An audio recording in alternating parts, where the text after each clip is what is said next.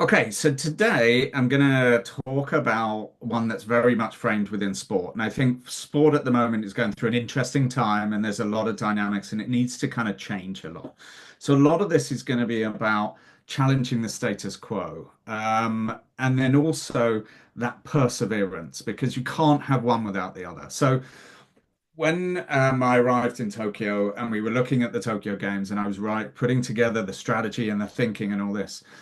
I put together what was a very different strategy, which was about a portfolio strategy. So it wasn't just about Coke brand, it was about all the great brands, which was assessing the needs of the local market as well. Anyway, that was challenging the status quo, which at the time was really ruffling some feathers. I mean, this is a relationship that had a 92-year history with the Olympics. So there was a lot of people in senior positions like, no, no, this won't work. But there were some people who said, you know what, give it a try, just push because it was based on a good insight and an insight about trust drives value. So what I did was keep pushing and it did work in the end. And what it was Coke's most successful games in terms of commercial returns.